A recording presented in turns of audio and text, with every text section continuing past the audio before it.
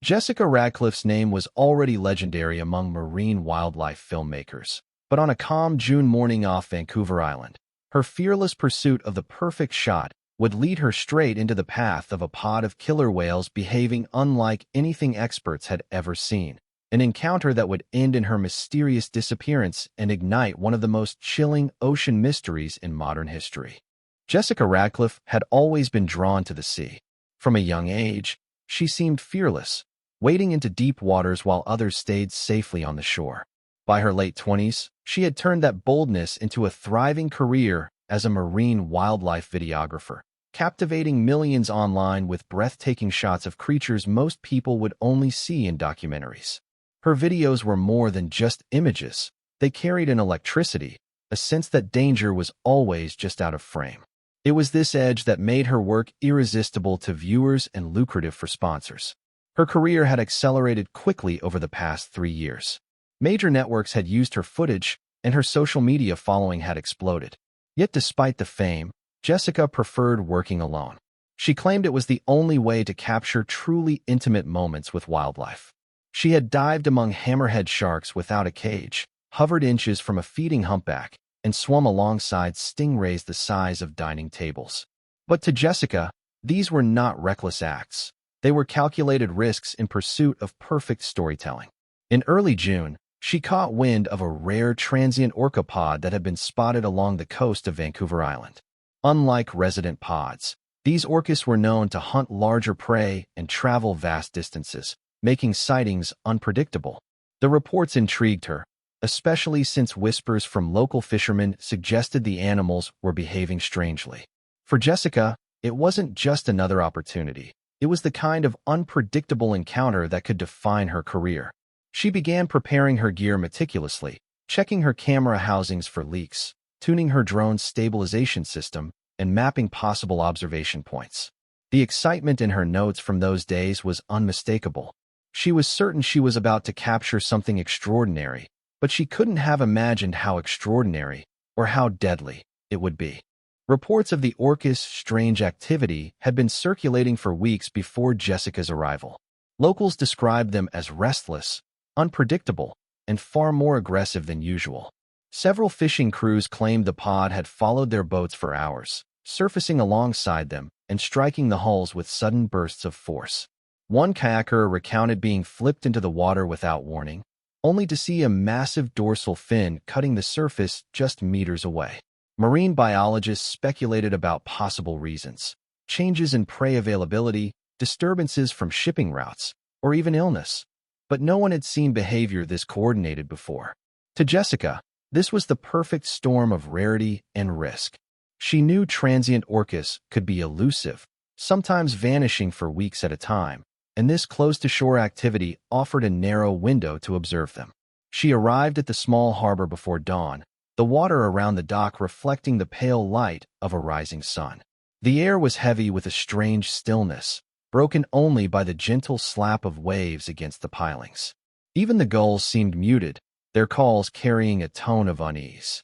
She launched her small inflatable boat with practiced precision, securing her equipment within arm's reach. The ocean stretched ahead like a dark, glassy plain, and beneath it, the orcas were already moving. Her hydrophone picked up faint, distant clicks and whistles, communication signals that grew louder and more complex as she moved farther from shore. They weren't feeding, they were tracking. She felt it in the way the sounds shifted, as though the pod was adjusting its formation. The first dorsal fin appeared 20 minutes later, slicing through the still water. Then another, and another, until the horizon seemed dotted with black and white shadows. Jessica adjusted her lens, her pulse quickening. The hunt had begun, but she wasn't sure who the prey was anymore. Onshore, Jessica's small crew monitored her progress through a GPS tracker fixed to her boat. At first, the signal followed a steady course out toward deeper water, matching the plan she had outlined the night before. Then, without warning, her route shifted into erratic patterns: sharp turns, sudden stops, and unexplained backtracking.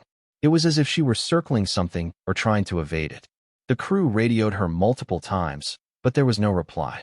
The calm morning had given way to a subtle wind, and the water's surface had begun to ripple in unnatural patterns, as though disturbed from below. Jessica's drone was still in the air, streaming footage to the monitors. The images were mesmerizing at first, a vast, shadowy formation of orcas gliding in synchronized arcs beneath the surface. But as the minutes passed, their movements tightened, their formation becoming almost military in precision. A massive male surfaced directly beside her boat, exhaling a burst of spray so forceful it rattled the drone's stabilizer. Then, just as suddenly, it vanished into the depths. The GPS showed her drifting for a moment before accelerating at an odd angle. Seconds later, the drone feed jittered violently, the horizon tilting as though the boat itself had been struck. The camera caught a brief, chaotic blur of water and black shapes before the screen dissolved into static. When the rescue teams arrived 20 minutes later, the inflatable was listing heavily to one side, its surface scored with deep, ragged bite marks. Her life jacket was still clipped to the seat, and her waterproof camera case floated alongside the hull. The lens was shattered, as if crushed by tremendous force. Jessica was nowhere to be found, and the only sounds were the quiet lapping of the waves against the damaged boat. The recovered memory card from Jessica's camera became the focus of the investigation. Waterlogged but intact, it was carefully dried and examined by forensic technicians. The final 12 minutes of footage were unlike anything experts had seen before. The opening frames showed the orcas circling at a distance, their movements slow, almost deliberate. Then, as the minutes progressed, the animals closed in, forming a tight perimeter around the inflatable. They rose and fell in perfect sequence, their glossy backs slicing through the water with eerie precision. At first, the footage seemed like typical wildlife observation, until subtle changes appeared. One orca surfaced directly beside the boat, lingering with its head tilted, as though studying Jessica. Another followed moments later, but instead of passing by, it pivoted sharply, sending a wave of water crashing over her equipment. The image shook, and the sound of rushing water filled the audio track. The next minutes grew increasingly chaotic. A sudden jolt rocked the camera, sending it briefly underwater, where a distorted view revealed pale teeth flashing past the lens. When the device resurfaced, the horizon spun wildly, and dark shapes darted just below. At one point, the camera caught the unmistakable image of an orca striking the side of the boat with its head, forcing it to lift partially out of the water before slamming back down. The final seconds were the most haunting. The frame filled with the massive, open mouth of a male orca, its rows of teeth glistening in the filtered sunlight. The audio captured a deep, resonant sound, half growl, half exhale, before the image cut abruptly to static. Analysts confirmed there were no edits or manipulations. Every frame was real, and together they told a story too precise, too coordinated, to dismiss as a random encounter. As investigators pieced together Jessica's final days, a different picture began to emerge. One that suggested her trip wasn't just about capturing rare wildlife footage. A search of her apartment uncovered encrypted files on her laptop, as well as printed documents referencing a marine park in Southeast Asia. The papers detailed alleged illegal acquisitions of orcas, captured from the wild and sold to foreign aquariums under false permits. Among the notes was a list of identification numbers for specific whales, some marked with a red star and dates of disappearance from known pods. Marine biology experts brought in to assist noticed something disturbing. One of the orcas seen in Jessica's recovered footage matched the unique dorsal fin markings of an individual once held in captivity. That whale had been quietly released years earlier after a failed breeding program, though the official records of its release were vague and incomplete. The possibility that this animal was part of the pod she encountered raised unsettling questions. Her emails revealed she had been in contact with a whistleblower, a former trainer, who claimed to have direct evidence linking the marine park to illegal captures. This person had warned Jessica to be cautious, hinting that some of the released animals exhibited unusually aggressive behavior toward boats. It was unclear whether Jessica intended to confront the park publicly or quietly release her findings, but her meticulous trip planning now seemed more than professional curiosity. Investigators began to wonder if the encounter was entirely coincidental. Could the pod's behavior have been influenced by past trauma? If these orcas associated small vessels with their capture, Perhaps they saw Jessica's approach not as observation, but as a threat. The line between natural instinct and learned vengeance suddenly seemed far less clear. Despite intensive search efforts, no trace of Jessica's body was ever found. For weeks, the coastline was combed by boats, helicopters, and divers, each day bringing hope and ending in disappointment. The currents in the area were strong, and some believed her remains had simply been carried far into open water. Others argued that the orcas themselves may have taken her deeper, beyond the reach of recovery teams. Without physical evidence, speculation grew unchecked.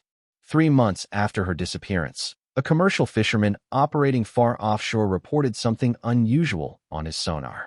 The reading showed a cluster of large objects moving slowly through deep water. Among them was a smaller shape that appeared to be carried, not swimming on its own.